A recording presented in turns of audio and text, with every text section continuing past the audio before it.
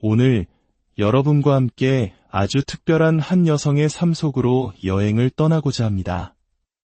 그를 배우지 못한 평범한 여인이 어떻게 교황과 왕들의 영적 스승이 될 수 있었을까요? 어떻게 공식적인 신학 교육 한 번 받지 않은 이가 가톨릭 교회의 위대한 스승, 교회학자로 선포될 수 있었을까요? 이 이야기가 여러분의 마음에 깊은 울림을 준다면 하느님의 은총을 더 많은 이들과 나누는 마음으로 구독과 좋아요를 눌러주십시오. 여러분의 삶에 주님의 평화가 가득하기를 기도합니다. 지금부터 시에나의 성녀 카타리나, 그 놀라운 신비의 세계로 여러분을 초대합니다. 세상의 카타리나 베닌카사로 태어나 시에나의 성녀 카타리나로 알려진 이 여성은 교회 역사상 가장 놀랍고 신비로운 성인 중 한 명입니다. 평범한 가정에서 태어난 그녀는 짧은 생애 동안 수많은 사람들에게 깊은 영적 감화를 주었고 왕과 여왕, 그리고 교황의 상담자 역할을 했습니다. 정식으로 신학을 공부한 적도, 글을 읽고 쓰는 법을 배운 적도 없었지만 훗날 교회학자이자 영성생활의 대가라는 칭호를 받게 됩니다. 그녀는 마치 친구와 대화하듯 예수 그리스도와 성모 마리아, 그리고 다른 성인들과 일상적으로 소통했습니다.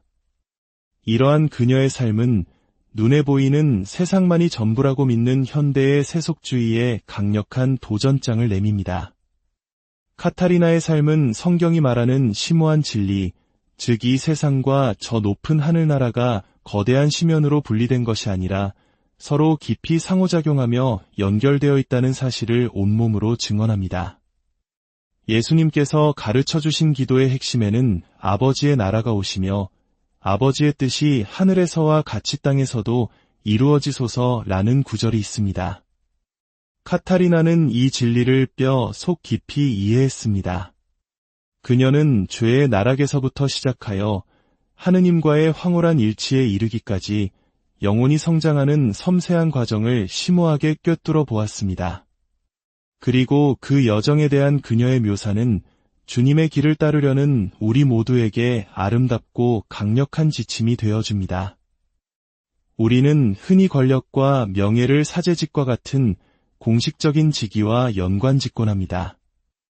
하지만 중세시대 사람들은 카타리나와 같은 인물을 통해 진정한 영적 권위가 무엇인지 보았습니다.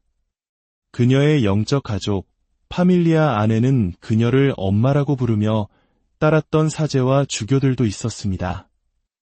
그들은 카타리나를 자신들의 영적 스승으로 깊이 존경했습니다. 그리고 마침내 이 여인은 아비뇽의 교황청으로 나아가 교황에게 단호한 어조로 말합니다. 로마로 돌아가십시오. 그리고 놀랍게도 교황은 그녀의 말에 귀를 기울입니다. 진정한 힘이란 과연 무엇일까요? 우리는 때로 진정한 힘이 무엇인지에 대해 너무나 편협하고 가난한 시각을 가지고 있는지도 모릅니다. 직위는 힘의 한 형태일 뿐입니다.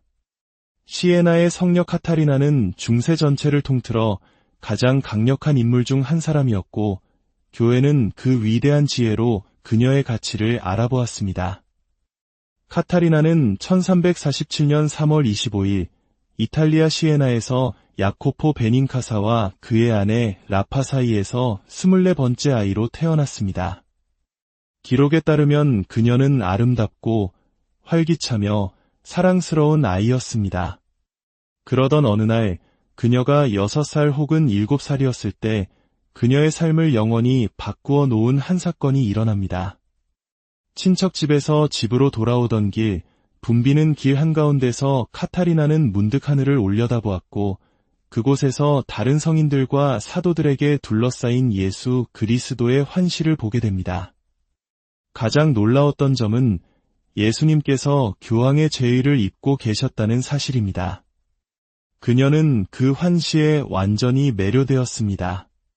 자신이 더 높고 아름다운 세계로 이끌리고 있음을 느꼈습니다. 그리스도를 섬기되 바로 그분의 대리자인 교황을 섬김으로써 그분을 섬기게 될 것이라는 사실이 이 어린 시절의 경험을 통해 분명하게 계시된 것입니다. 이 환시를 체험한 후 카타리나는 평생 동정을 지키겠다는 서원을 하고 자신을 시집 보내려는 가족들의 시도를 좌절시켰습니다. 10대 초반 그녀는 집안의 작은 방으로 물러나 기도와 미사, 그리고 단식에 전념하는 은수자로서의 삶을 시작했습니다. 그녀의 단식 수행은 평생에 걸쳐 점점 더 강해져 나중에는 거의 아무것도 먹지 않는 극단적인 고행에 이르렀습니다. 1360년대 후반 카타리나는 만텔라테라는 단체에 가입했습니다. 이들은 주로 과부들로 이루어진 평신도 공동체로 기도와 봉사에 헌신하는 이들이었습니다. 이 선택을 통해 그녀는 순수한 관상 생활에서 벗어나 세상과 훨씬 더 적극적으로 관계를 맺기 시작했습니다. 카타리나는 곧 자신을 따르는 매우 헌신적인 추종자들, 즉 파밀리아를 끌어모으기 시작했고 그들에게 그녀는 엄마였습니다. 사람들은 그녀의 불타는 듯한 기도와 가난한 이들을 향한 급진적인 헌신에 매료되었습니다. 카타리나가 기도할 때면 그녀는 눈을 감고 두 주먹을 꽉 쥔 채 무아지경의 상태에 빠져들곤 했습니다. 이 상태에 있을 때 그녀는 날카로운 바늘로 찔러도 아무런 반응이 없었다고 합니다. 황홀경에서 깨어나면 그녀는 예수님, 성모 마리아, 성 도미니코 등 수많은 천상의 인물들과 나눈 놀라운 이야기들을 사람들에게 들려주었습니다. 가장 유명한 만남 중 하나에서 예수님은 그녀를 당신의 신부로 맞이하시고 그 관계를 확증하는 반지까지 주셨다고 전해집니다. 한 번은 피사를 방문했을 때 카타리나는 자신의 영적 지도자였던 카푸아의 레이몬도 신부가 집전하는 미사에 참여한 후 강력한 신비 체험을 했습니다. 그녀는 깊은 무아지경에 빠졌고 사람들은 그녀가 십자가에 못 박히신 예수님의 자세를 취했다고 말합니다. 이후 그녀는 주님께서 당신의 상처, 즉 오상을 자신에게 전해주셨다고 고백했습니다. 비록 그 상처의 흔적은 다른 이들의 눈에는 보이지 않았지만 말입니다. 카타리나가 병자와 가난한 이들을 돌본 이야기는 그녀의 신비 체험만큼이나 놀랍습니다. 그녀의 삶은 유럽 인구의 3분의 1을 앗아간 흑사병이 절정에 달했던 시기에 펼쳐졌다는 사실을 기억해야 합니다. 카타리나는 감염의 위험을 무릅쓰고 수많은 흑사병 희생자들을 돌보았습니다. 그녀의 봉사에 대한 가장 감동적인 이야기 중 하나는 유방암으로 죽어가던 안드레아라는 까다로운 여성에 관한 것입니다. 카타리나의 끊임없는 친절에도 불구하고 안드레아는 계속해서 그녀에게 잔인하게 굴고 비난하며 험담을 퍼뜨렸습니다. 어느 날 카타리나는 안드레아의 골마 터진 가슴을 씻어주었습니다. 그 과정이 너무나 역겨웠지만 그녀는 이상한 영감을 받아 그 대야에 담긴 더러운 물을 마셨습니다. 이는 헌신과 겸손의 표시였습니다. 그 후 그녀는 자신의 갈증이 동시에 해소되면서도 다시 타오르는 것을 느꼈다고 말했습니다. 이는 하느님 체험의 무한함을 암시하는 신비주의의 한 단면입니다. 요점은 그녀가 자신을 잇는 위대한 사랑의 행위 속에서 바로 예수 그리스도를 발견했다는 것입니다. 또 다른 인상적인 사목 활동은 니콜로 디 툴도라는 젊은이에 관한 이야기입니다. 그는 참수형을 선고받은 사형수였습니다. 카타리나는 감옥으로 그를 찾아가 위로하며 그의 죽음이 그리스도와의 신비로운 혼인이 될 것이라고 격려했습니다. 그리고 그녀는 그와 함께 처형대까지 동행하여 신비로운 기도 속에서 그의 머리를 단두대 위에 놓아주었고 참수된 그의 머리를 받아 들었습니다. 그 젊은이가 죽는 순간 카타리나는 그의 영혼이 그리스도의 손에 받아들여지는 것을 보았다고 합니다. 이것이 바로 그녀가 자신의 옷에 튄 피를 씻어내기를 주저했던 이유입니다. 카타리나의 글에서 가장 중요한 주제 중 하나는 바로 피입니다. 피는 생명이고 음식이자 음료이며 목욕이고 영성체이며 우리를 묶는 모르타르이자 구원의 열쇠이며 은총 그 자체였습니다. 그녀의 작품에는 피라는 단어가 1800번 이상 등장하며 그녀는 그리스도의 피의 사도라고 불리기까지 했습니다. 그녀에게 피는 곧 하느님의 자비, 그분의 생명 자체를 상징하는 가장 강력한 상징이었던 것 같습니다. 때때로 우리는 현대 심리학의 잣대로 과거의 인물들을 쉽게 판단하려 합니다. 저건 비정상이야, 환각일 뿐이야 라고 말입니다. 하지만 그 시대 사람들에게도 그들 나름의 분별 기준이 있었습니다.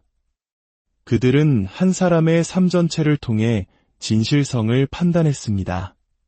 카타리나의 삶을 보십시오. 네, 그녀는 비범한 체험을 했고 때로는 극단적으로 보이는 행동을 했습니다. 하지만 그녀의 삶이 지닌 온전함과 위대한 지성, 뚜렷한 목적의식, 그리고 주변 사람들에게 엄청난 영감을 주는 모습을 보며 사람들은 그녀가 미친 것이 아님을 알아보았습니다. 6살 때 예수님을 보았다고 했을 때 어떤 이들은 어린아이의 헛소리라고 생각했을지도 모릅니다. 하지만 그 경험 이후 그녀의 삶이 어떻게 변했는지, 그녀가 수십 년 동안 그 헌신을 어떻게 꾸준히 지켜나갔는지를 보면 그것이 단순한 망상이 아님을 알 수 있습니다. 그것은 훨씬 더 기묘하고 강력하며 우리를 당혹스럽게 만드는 무언가, 즉 한 인간의 삶에 개입하시는 하느님의 손길이었던 것입니다. 카타리나의 사목 활동이 진정으로 공적인 차원으로 확장된 것은 1375년, 그녀의 나이 고작 28살 때였습니다. 당시 교회 전체의 가장 큰 문제는 이른바 아비뇽 유수였습니다. 이는 교황들이 베드로의 도시 로마를 떠나 프랑스 왕의 영향력 아래에 있는 아비뇽에 머물던 시기를 말합니다. 당시 교황들은 대부분 프랑스인이었고 복잡한 정치 상황이 얽힌 로마를 떠나 고향 가까이에 머물고 싶어 했습니다. 이 기간 동안 교회는 재정적으로나 도덕적으로 극심한 타락에 빠졌습니다. 카타리나를 비롯한 많은 이들은 교회의 개혁을 위해 베드로의 후계자인 교황이 다시 베드로의 도시 로마로 돌아와야 한다고 굳게 믿었습니다. 그리고 마침내 1376년 여름, 카타리나는 몇몇 파밀리아 회원들과 함께 아비뇽으로 향했고 그곳에서 교황 그레고리오 11세와 직접 대면했습니다. 젊고 글도 모르는 평신도 여성이 교황을 독대하고 심지어 그의 면전에서 그에게 도전할 기회를 얻었다는 사실 자체가 당시 카타리나가 얼마나 엄청난 명성을 지니고 있었는지를 증명합니다. 그리고 교황이 마침내 아비뇽을 떠나 로마의 거처를 마련하기로 동의한 것은 이 성녀가 지녔을 놀라운 설득력을 보여주는 증거입니다. 로마로 돌아온 지 불과 1년 만에 그레고리오 교황이 선종하자 우르바노 6세가 그 뒤를 이었습니다. 하지만 새 교황의 완고한 태도는 대립교황의 선출로 이어졌고 교회는 서방교회의 대분열이라는 거대한 혼란에 빠지게 됩니다. 카타리나는 굳건히 우르바노 교황의 편에 섰습니다. 교황의 요청에 따라 그녀는 1378년 로마로 와서 1380년 선종할 때까지 그곳에 머물렀습니다. 건강이 악화되었음에도 불구하고 그녀는 매일 로마를 가로질러 성베드로 대성전까지 걸어가 미사에 참여했습니다. 어떤 기록에 따르면 그녀의 마지막 말은 피였다고 합니다. 그녀의 삶 전체를 관통했던 그리스도의 거룩한 보혈에 대한 열망이 담긴 마지막 외침이었습니다. 어떻게 28살의 젊고 교육받지 못한 여성이 이 웅장한 교황궁에 들어와 교황을 설득할 수 있었을까요? 그것은 그 시대의 문화적 상황을 이해해야 합니다.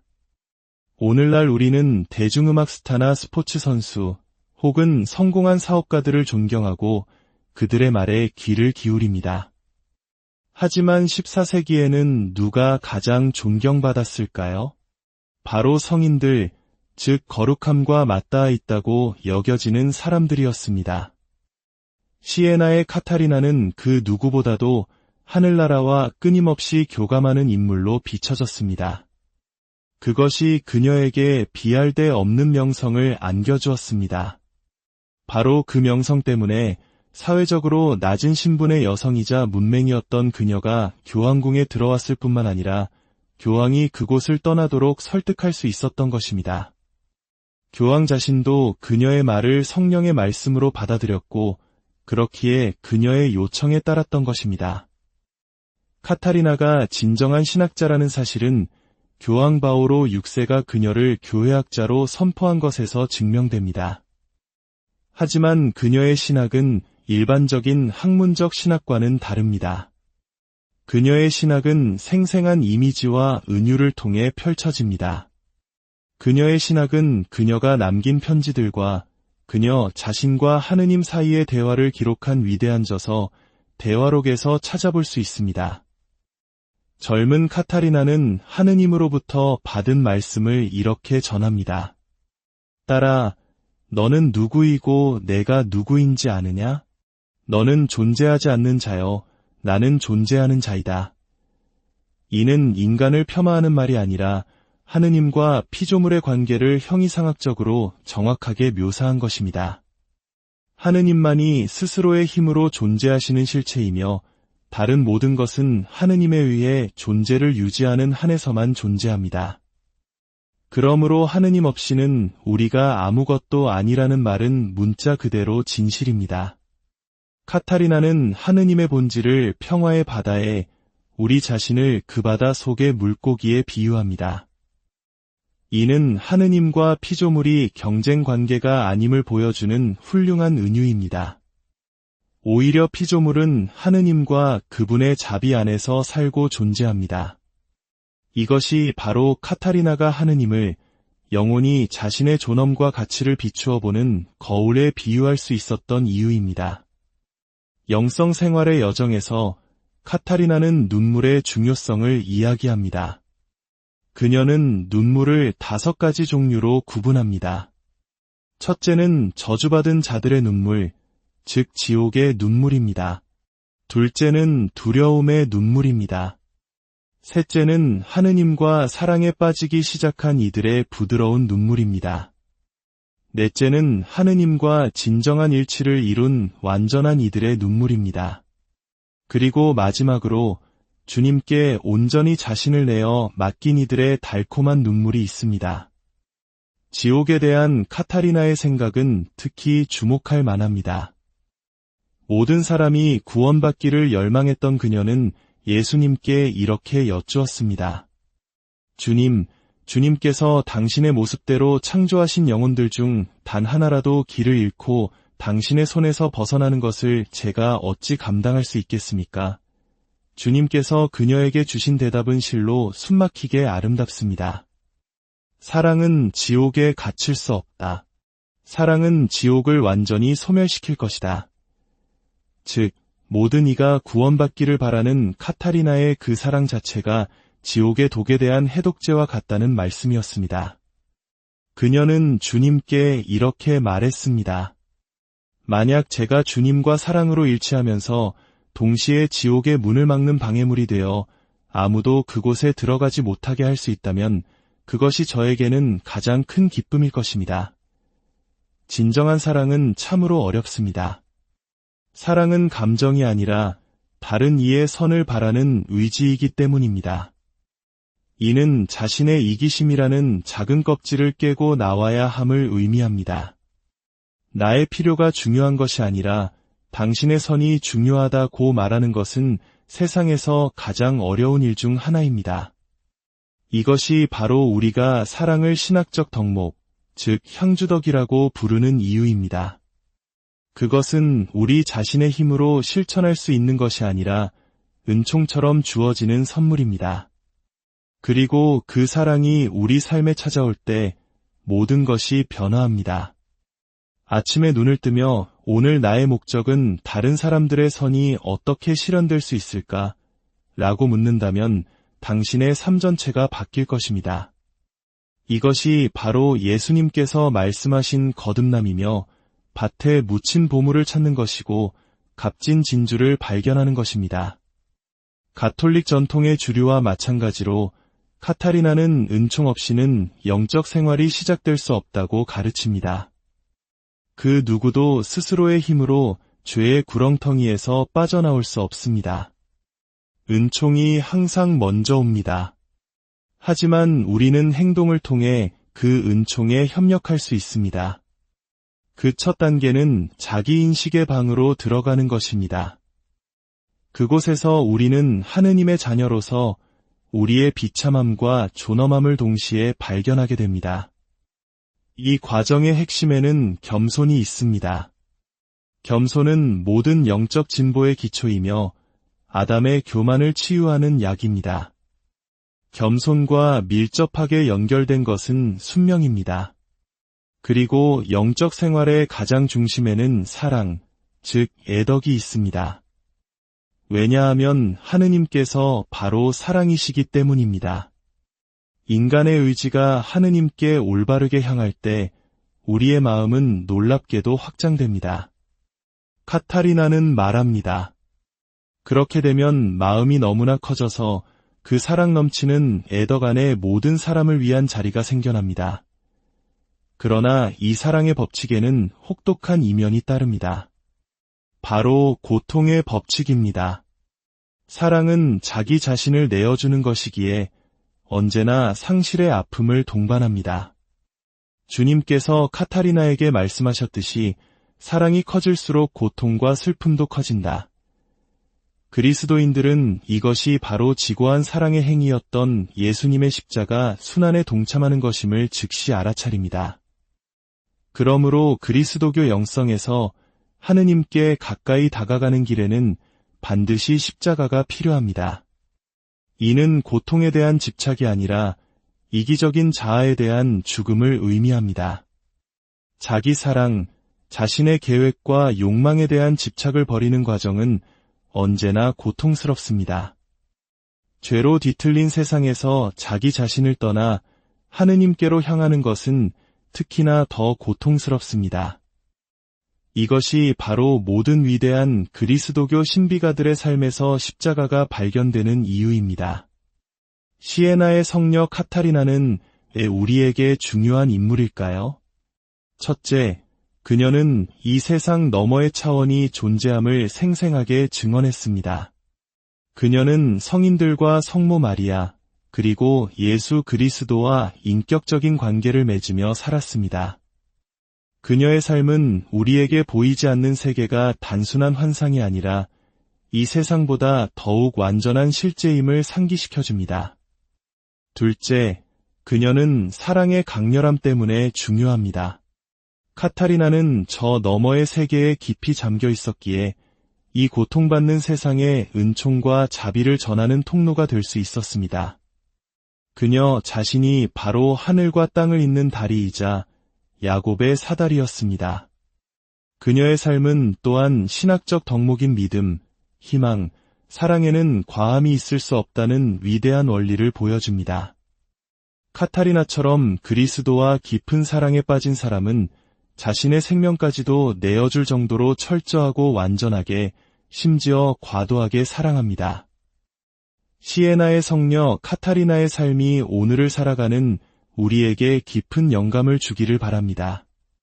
하느님의 사랑 안에서 진정한 자신을 발견하고 그 사랑을 이웃과 나누는 삶을 살아갈 용기를 얻으시길 기도합니다. 여러분 모두에게 하느님의 은총과 오늘 여러분과 함께 아주 특별한 한 여성의 삶 속으로 여행을 떠나고자 합니다. 그를 배우지 못한 평범한 여인이 어떻게 교황과 왕들의 영적 스승이 될 수 있었을까요? 어떻게 공식적인 신학 교육 한번 받지 않은 이가 가톨릭 교회의 위대한 스승, 교회학자로 선포될 수 있었을까요? 이 이야기가 여러분의 마음에 깊은 울림을 준다면 하느님의 은총을 더 많은 이들과 나누는 마음으로 구독과 좋아요를 눌러주십시오. 여러분의 삶에 주님의 평화가 가득하기를 기도합니다. 지금부터 시에나의 성녀 카타리나, 그 놀라운 신비의 세계로 여러분을 초대합니다. 세상의 카타리나 베닌카사로 태어나 시에나의 성녀 카타리나로 알려진 이 여성은 교회 역사상 가장 놀랍고 신비로운 성인 중 한 명입니다. 평범한 가정에서 태어난 그녀는 짧은 생애 동안 수많은 사람들에게 깊은 영적 감화를 주었고 왕과 여왕, 그리고 교황의 상담자 역할을 했습니다. 정식으로 신학을 공부한 적도 글을 읽고 쓰는 법을 배운 적도 없었지만 훗날 교회학자이자 영성생활의 대가라는 칭호를 받게 됩니다. 그녀는 마치 친구와 대화하듯 예수 그리스도와 성모 마리아, 그리고 다른 성인들과 일상적으로 소통했습니다. 이러한 그녀의 삶은 눈에 보이는 세상만이 전부라고 믿는 현대의 세속주의에 강력한 도전장을 내밉니다. 카타리나의 삶은 성경이 말하는 심오한 진리, 즉 이 세상과 저 높은 하늘나라가 거대한 심연으로 분리된 것이 아니라 서로 깊이 상호작용하며 연결되어 있다는 사실을 온몸으로 증언합니다. 예수님께서 가르쳐주신 기도의 핵심에는 아버지의 나라가 오시며 아버지의 뜻이 하늘에서와 같이 땅에서도 이루어지소서라는 구절이 있습니다. 카타리나는 이 진리를 뼈 속 깊이 이해했습니다. 그녀는 죄의 나락에서부터 시작하여 하느님과의 황홀한 일치에 이르기까지 영혼이 성장하는 섬세한 과정을 심오하게 꿰뚫어 보았습니다. 그리고 그 여정에 대한 그녀의 묘사는 주님의 길을 따르려는 우리 모두에게 아름답고 강력한 지침이 되어줍니다. 우리는 흔히 권력과 명예를 사제직과 같은 공식적인 직위와 연관짓곤합니다. 하지만 중세시대 사람들은 카타리나와 같은 인물을 통해 진정한 영적 권위가 무엇인지 보았습니다. 그녀의 영적 가족, 파밀리아 안에는 그녀를 엄마라고 부르며 따랐던 사제와 주교들도 있었습니다. 그들은 카타리나를 자신들의 영적 스승으로 깊이 존경했습니다. 그리고 마침내 이 여인은 아비뇽의 교황청으로 나아가 교황에게 단호한 어조로 말합니다. 로마로 돌아가십시오. 그리고 놀랍게도 교황은 그녀의 말에 귀를 기울입니다.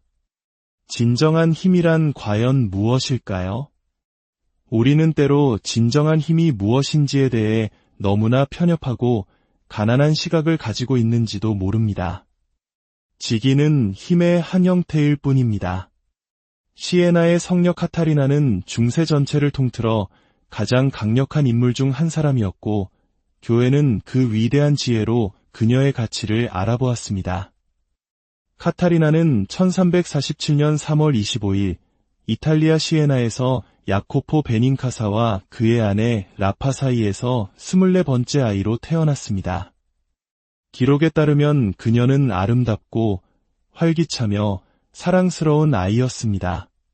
그러던 어느 날 그녀가 6살 혹은 7살이었을 때 그녀의 삶을 영원히 바꾸어 놓은 한 사건이 일어납니다. 친척 집에서 집으로 돌아오던 길, 붐비는 길 한가운데서 카타리나는 문득 하늘을 올려다보았고 그곳에서 다른 성인들과 사도들에게 둘러싸인 예수 그리스도의 환시를 보게 됩니다.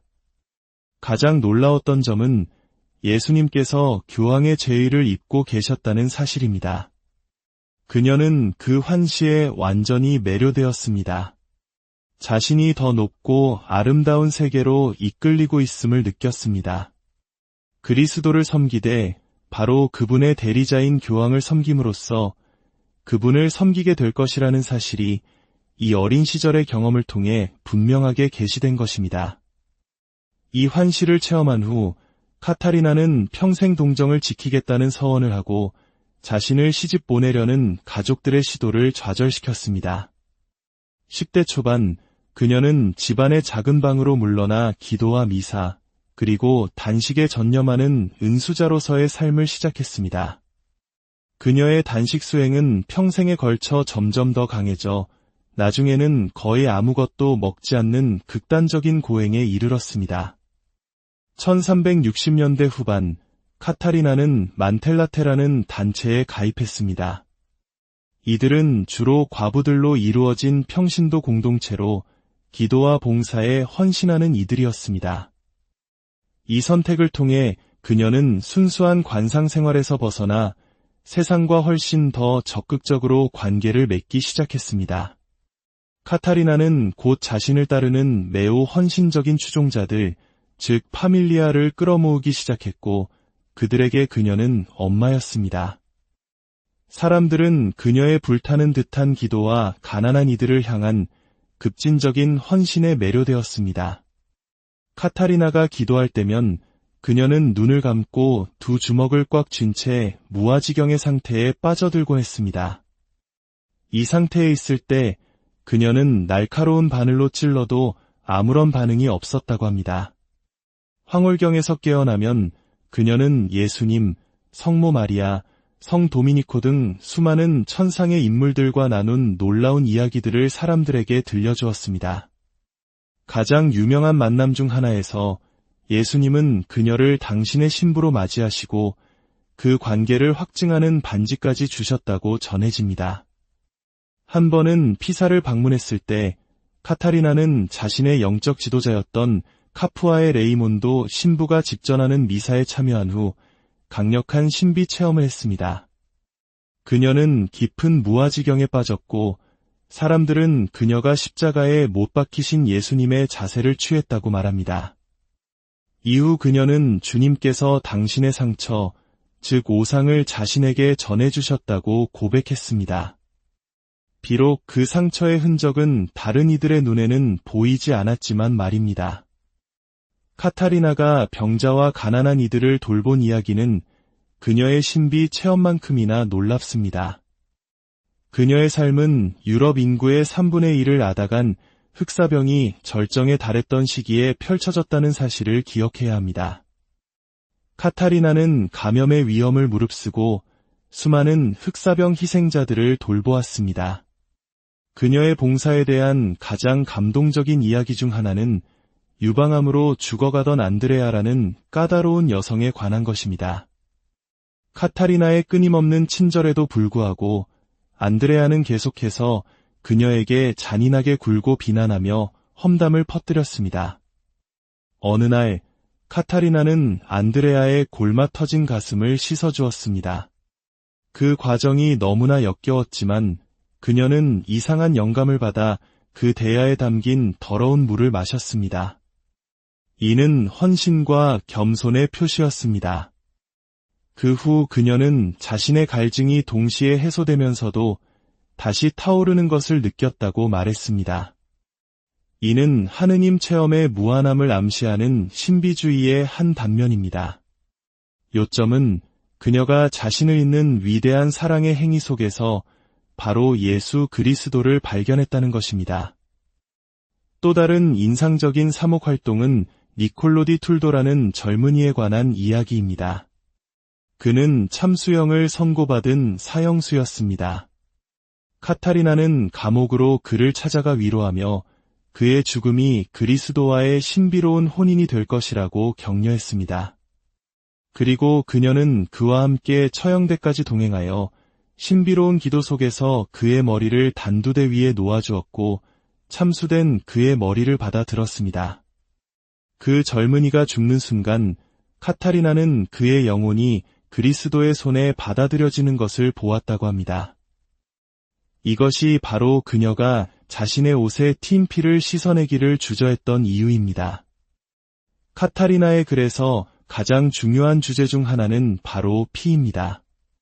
피는 생명이고 음식이자 음료이며 목욕이고 영성체이며 우리를 묶는 모르타르이자 구원의 열쇠이며 은총 그 자체였습니다. 그녀의 작품에는 피라는 단어가 1800번 이상 등장하며 그녀는 그리스도의 피의 사도라고 불리기까지 했습니다.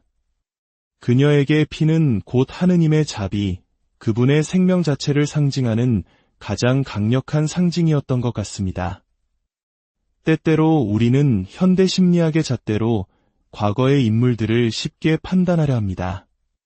저건 비정상이야, 환각일 뿐이야 라고 말입니다.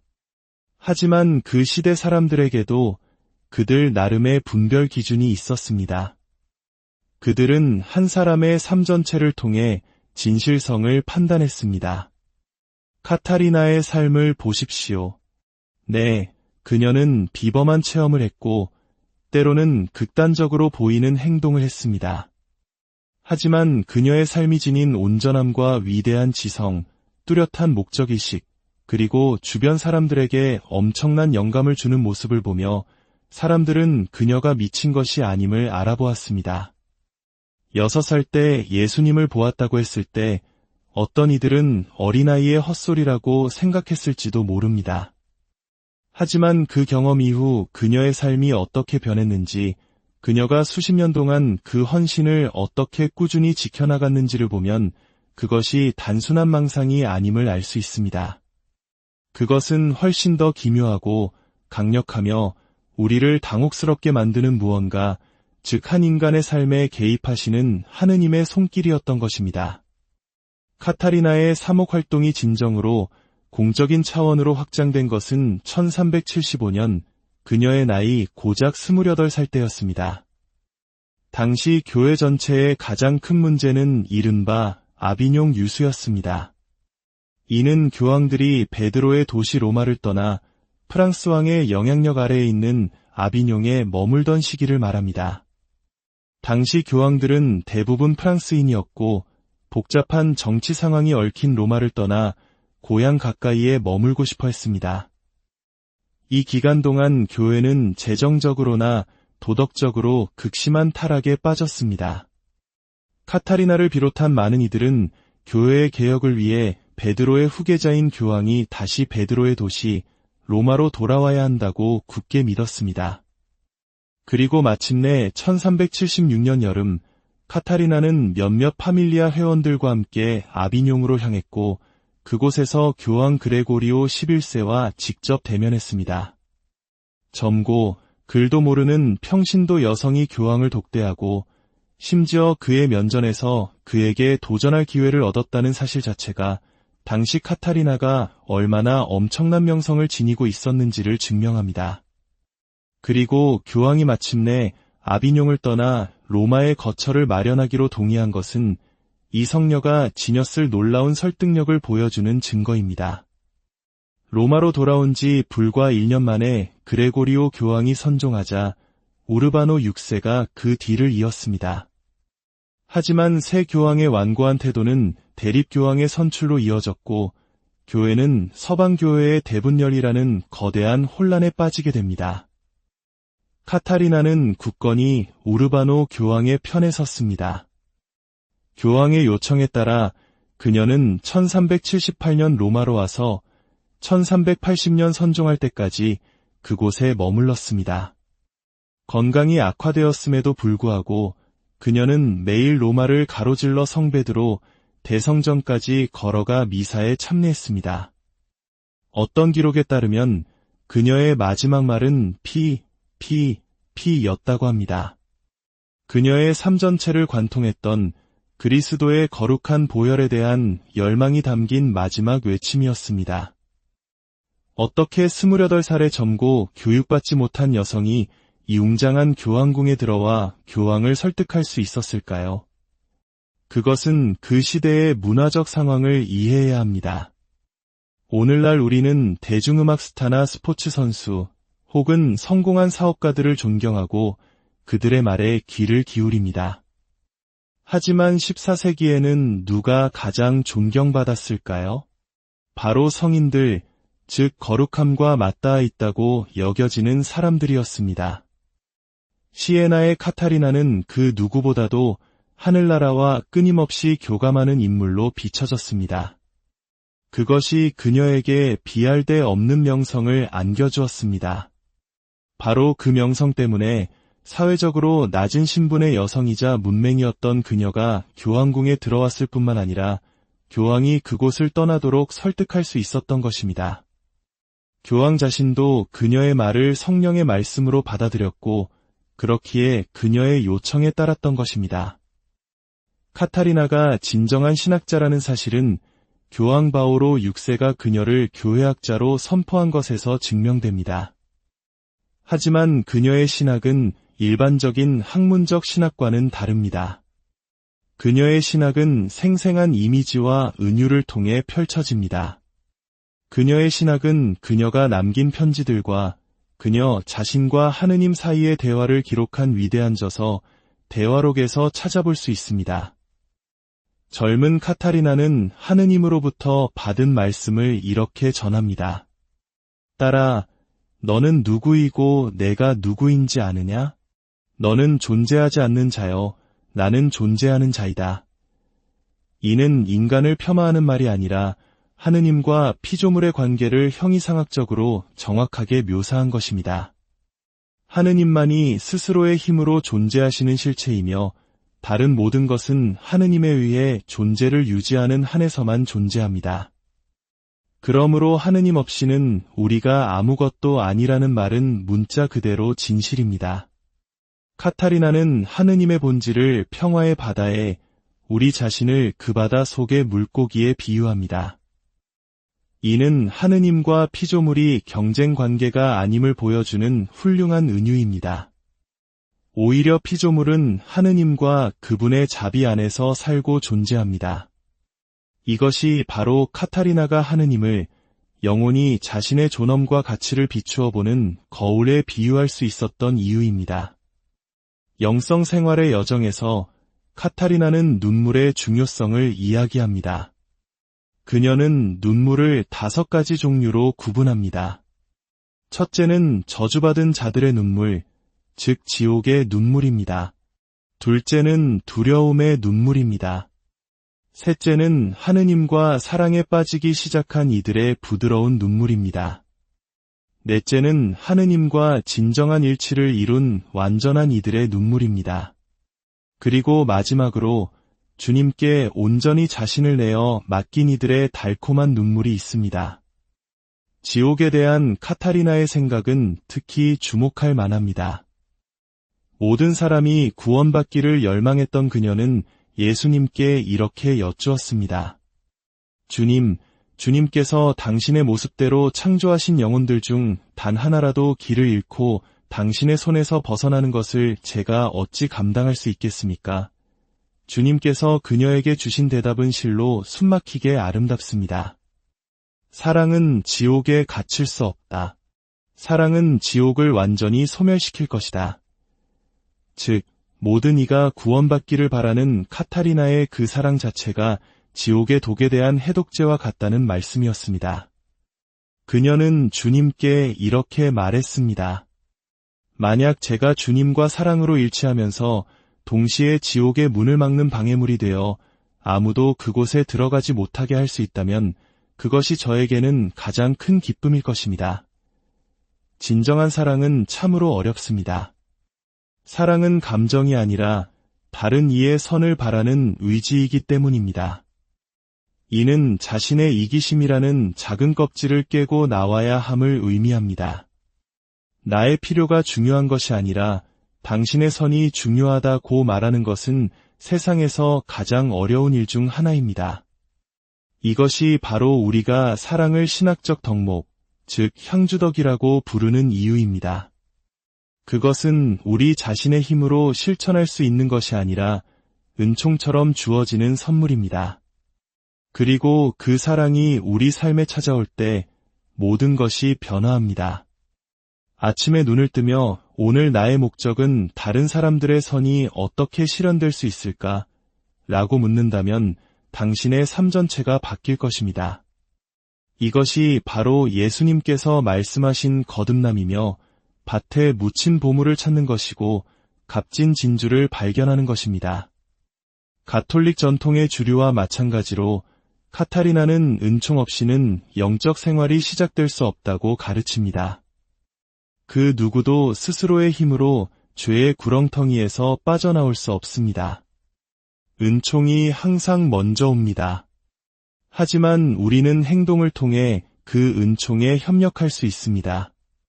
그 첫 단계는 자기인식의 방으로 들어가는 것입니다. 그곳에서 우리는 하느님의 자녀로서 우리의 비참함과 존엄함을 동시에 발견하게 됩니다.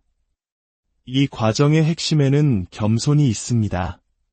겸손은 모든 영적 진보의 기초이며 아담의 교만을 치유하는 약입니다.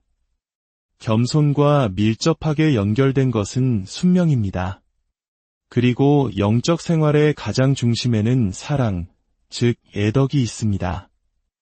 왜냐하면 하느님께서 바로 사랑이시기 때문입니다. 인간의 의지가 하느님께 올바르게 향할 때 우리의 마음은 놀랍게도 확장됩니다. 카타리나는 말합니다. 그렇게 되면 마음이 너무나 커져서 그 사랑 넘치는 애덕 안에 모든 사람을 위한 자리가 생겨납니다. 그러나 이 사랑의 법칙에는 혹독한 이면이 따릅니다. 바로 고통의 법칙입니다. 사랑은 자기 자신을 내어주는 것이기에 언제나 상실의 아픔을 동반합니다. 주님께서 카타리나에게 말씀하셨듯이 사랑이 커질수록 고통과 슬픔도 커진다. 그리스도인들은 이것이 바로 지고한 사랑의 행위였던 예수님의 십자가 순환에 동참하는 것임을 즉시 알아차립니다. 그러므로 그리스도교 영성에서 하느님께 가까이 다가가는 길에는 반드시 십자가가 필요합니다. 이는 고통에 대한 집착이 아니라 이기적인 자아에 대한 죽음을 의미합니다. 자기 사랑, 자신의 계획과 욕망에 대한 집착을 버리는 과정은 언제나 고통스럽습니다. 죄로 뒤틀린 세상에서 자기 자신을 떠나 하느님께로 향하는 것은 특히나 더 고통스럽습니다. 이것이 바로 모든 위대한 그리스도교 신비가들의 삶에서 십자가가 발견되는 이유입니다. 시에나의 성녀 카타리나는 왜 우리에게 중요한 인물일까요? 첫째, 그녀는 이 세상 너머의 차원이 존재함을 생생하게 증언했습니다. 그녀는 성인들과 성모 마리아, 그리고 예수 그리스도와 인격적인 관계를 맺으며 살았습니다. 그녀의 삶은 우리에게 보이지 않는 세계가 단순한 환상이 아니라 이 세상보다 더욱 완전한 실제임을 상기시켜줍니다. 둘째, 그녀는 사랑의 강렬함 때문에 중요합니다.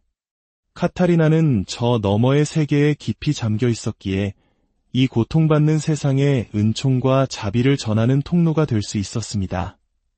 그녀 자신이 바로 하늘과 땅을 잇는 다리이자 야곱의 사다리였습니다.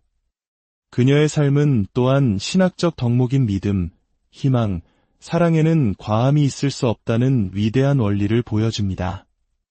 카타리나처럼 그리스도와 깊은 사랑에 빠진 사람은 자신의 생명까지도 내어줄 정도로 철저하고 완전하게, 심지어 과도하게 사랑합니다. 시에나의 성녀 카타리나의 삶이 오늘을 살아가는 우리에게 깊은 영감을 주기를 바랍니다. 하느님의 사랑 안에서 진정한 자신을 발견하고 그 사랑을 이웃과 나누는 삶을 살아갈 용기를 얻으시길 기도합니다.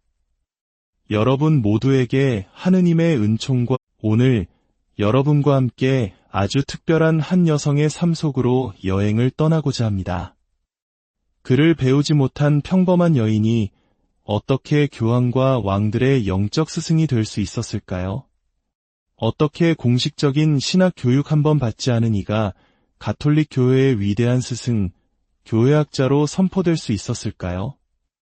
이 이야기가 여러분의 마음에 깊은 울림을 준다면 하느님의 은총을 더 많은 이들과 나누는 마음으로 구독과 좋아요를 눌러주십시오. 여러분의 삶에 주님의 평화가 가득하기를 기도합니다.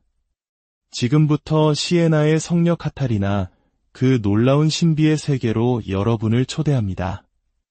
세상의 카타리나 베닌카사로 태어나 시에나의 성녀 카타리나로 알려진 이 여성은 교회 역사상 가장 놀랍고 신비로운 성인 중 한 명입니다. 평범한 가정에서 태어난 그녀는 짧은 생애 동안 수많은 사람들에게 깊은 영적 감화를 주었고 왕과 여왕, 그리고 교황의 상담자 역할을 했습니다. 정식으로 신학을 공부한 적도, 글을 읽고 쓰는 법을 배운 적도 없었지만 훗날 교회학자이자 영성생활의 대가라는 칭호를 받게 됩니다. 그녀는 마치 친구와 대화하듯 예수 그리스도와 성모 마리아, 그리고 다른 성인들과 일상적으로 소통했습니다. 이러한 그녀의 삶은 눈에 보이는 세상만이 전부라고 믿는 현대의 세속주의에 강력한 도전장을 내밉니다. 카타리나의 삶은 성경이 말하는 심오한 진리, 즉 이 세상과 저 높은 하늘나라가 거대한 심연으로 분리된 것이 아니라 서로 깊이 상호작용하며 연결되어 있다는 사실을 온몸으로 증언합니다. 예수님께서 가르쳐 주신 기도의 핵심에는 아버지의 나라가 오시며 아버지의 뜻이 하늘에서와 같이 땅에서도 이루어지소서라는 구절이 있습니다. 카타리나는 이 진리를 뼈 속 깊이 이해했습니다. 그녀는 죄의 나락에서부터 시작하여 하느님과의 황홀한 일치에 이르기까지 영혼이 성장하는 섬세한 과정을 심오하게 꿰뚫어 보았습니다. 그리고 그 여정에 대한 그녀의 묘사는 주님의 길을 따르려는 우리 모두에게 아름답고 강력한 지침이 되어줍니다. 우리는 흔히 권력과 명예를 사제직과 같은 공식적인 직위와 연관짓곤합니다. 하지만 중세시대 사람들은 카타리나와 같은 인물을 통해 진정한 영적 권위가 무엇인지 보았습니다. 그녀의 영적 가족, 파밀리아 안에는 그녀를 엄마라고 부르며 따랐던 사제와 주교들도 있었습니다. 그들은 카타리나를 자신들의 영적 스승으로 깊이 존경했습니다. 그리고 마침내 이 여인은 아비뇽의 교황청으로 나아가 교황에게 단호한 어조로 말합니다. 로마로 돌아가십시오. 그리고 놀랍게도 교황은 그녀의 말에 귀를 기울입니다. 진정한 힘이란 과연 무엇일까요? 우리는 때로 진정한 힘이 무엇인지에 대해 너무나 편협하고 가난한 시각을 가지고 있는지도 모릅니다. 직위는 힘의 한 형태일 뿐입니다. 시에나의 성녀 카타리나는 중세 전체를 통틀어 가장 강력한 인물 중 한 사람이었고, 교회는 그 위대한 지혜로 그녀의 가치를 알아보았습니다. 카타리나는 1347년 3월 25일 이탈리아 시에나에서 야코포 베닌카사와 그의 아내 라파 사이에서 24번째 아이로 태어났습니다. 기록에 따르면 그녀는 아름답고 활기차며 사랑스러운 아이였습니다. 그러던 어느 날 그녀가 6살 혹은 7살이었을 때 그녀의 삶을 영원히 바꾸어 놓은 한 사건이 일어납니다. 친척 집에서 집으로 돌아오던 길, 붐비는 길 한가운데서 카타리나는 문득 하늘을 올려다보았고 그곳에서 다른 성인들과 사도들에게 둘러싸인 예수 그리스도의 환시를 보게 됩니다. 가장 놀라웠던 점은 예수님께서 교황의 제의를 입고 계셨다는 사실입니다. 그녀는 그 환시에 완전히 매료되었습니다. 자신이 더 높고 아름다운 세계로 이끌리고 있음을 느꼈습니다. 그리스도를 섬기되 바로 그분의 대리자인 교황을 섬김으로써 그분을 섬기게 될 것이라는 사실이 이 어린 시절의 경험을 통해 분명하게 계시된 것입니다. 이 환시를 체험한 후 카타리나는 평생 동정을 지키겠다는 서원을 하고 자신을 시집 보내려는 가족들의 시도를 좌절시켰습니다. 10대 초반 그녀는 집안의 작은 방으로 물러나 기도와 미사, 그리고 단식에 전념하는 은수자로서의 삶을 시작했습니다. 그녀의 단식 수행은 평생에 걸쳐 점점 더 강해져 나중에는 거의 아무것도 먹지 않는 극단적인 고행에 이르렀습니다. 1360년대 후반 카타리나는 만텔라테라는 단체에 가입했습니다. 이들은 주로 과부들로 이루어진 평신도 공동체로 기도와 봉사에 헌신하는 이들이었습니다. 이 선택을 통해 그녀는 순수한 관상 생활에서 벗어나 세상과 훨씬 더 적극적으로 관계를 맺기 시작했습니다.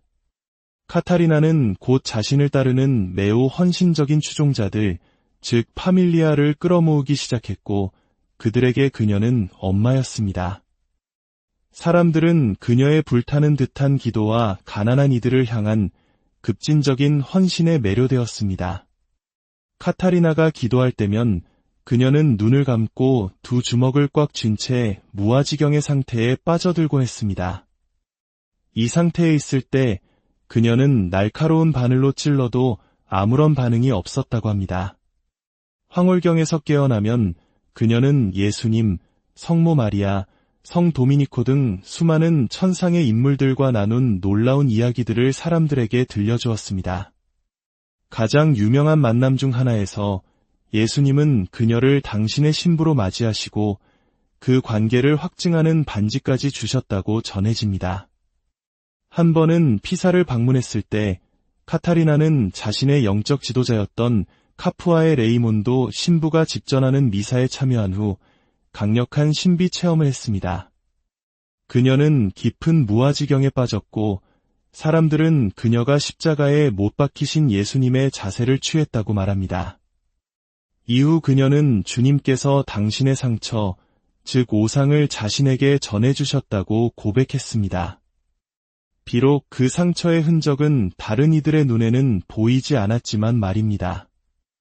카타리나가 병자와 가난한 이들을 돌본 이야기는 그녀의 신비 체험만큼이나 놀랍습니다. 그녀의 삶은 유럽 인구의 3분의 1을 앗아간 흑사병이 절정에 달했던 시기에 펼쳐졌다는 사실을 기억해야 합니다. 카타리나는 감염의 위험을 무릅쓰고 수많은 흑사병 희생자들을 돌보았습니다. 그녀의 봉사에 대한 가장 감동적인 이야기 중 하나는 유방암으로 죽어가던 안드레아라는 까다로운 여성에 관한 것입니다. 카타리나의 끊임없는 친절에도 불구하고 안드레아는 계속해서 그녀에게 잔인하게 굴고 비난하며 험담을 퍼뜨렸습니다. 어느 날 카타리나는 안드레아의 골마 터진 가슴을 씻어주었습니다. 그 과정이 너무나 역겨웠지만 그녀는 이상한 영감을 받아 그 대야에 담긴 더러운 물을 마셨습니다. 이는 헌신과 겸손의 표시였습니다.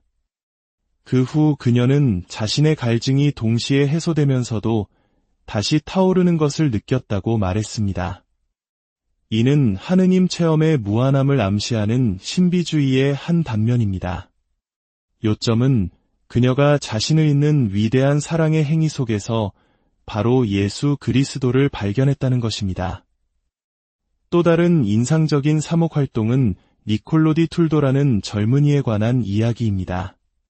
그는 참수형을 선고받은 사형수였습니다. 카타리나는 감옥으로 그를 찾아가 위로하며 그의 죽음이 그리스도와의 신비로운 혼인이 될 것이라고 격려했습니다. 그리고 그녀는 그와 함께 처형대까지 동행하여 신비로운 기도 속에서 그의 머리를 단두대 위에 놓아주었고 참수된 그의 머리를 받아 들었습니다. 그 젊은이가 죽는 순간 카타리나는 그의 영혼이 그리스도의 손에 받아들여지는 것을 보았다고 합니다. 이것이 바로 그녀가 자신의 옷에 튄 피를 씻어내기를 주저했던 이유입니다. 카타리나의 글에서 가장 중요한 주제 중 하나는 바로 피입니다. 피는 생명이고 음식이자 음료이며 목욕이고 영성체이며 우리를 묶는 모르타르이자 구원의 열쇠이며 은총 그 자체였습니다.